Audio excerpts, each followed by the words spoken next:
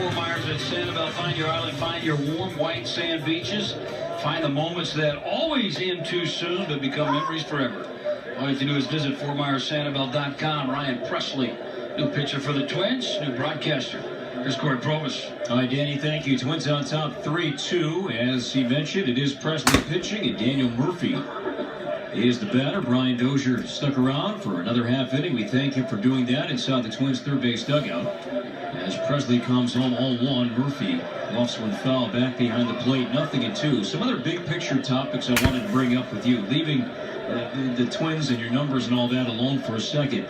Brian, come 2020, the Olympic Games, the Summer Games return, and they will take place in Tokyo. And with that, baseball and also softball will be part of the Summer Games for the first time since 2008.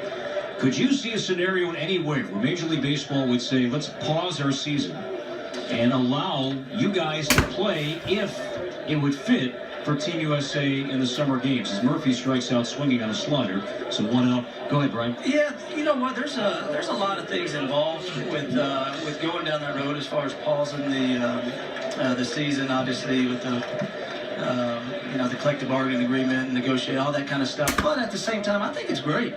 I know a lot of other countries are pausing their league, so to speak, and getting their best players, and I don't see why we wouldn't do the same. I feel like we can find some kind of way, whether it be every 4 years we not have an all-star game, and that could be the kind of week and a half off, or whatever it may be.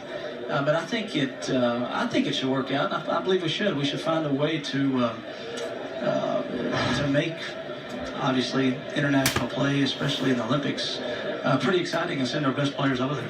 Christian Yelich, the batter, he sent one deep and foul to left. Twins lead 3-2 in the 7th inning. Yeah, the 0-1. Chop to the right side. This is Gordon gloving about time. He throws out Yelich, and there is out number 2. Danny, go ahead.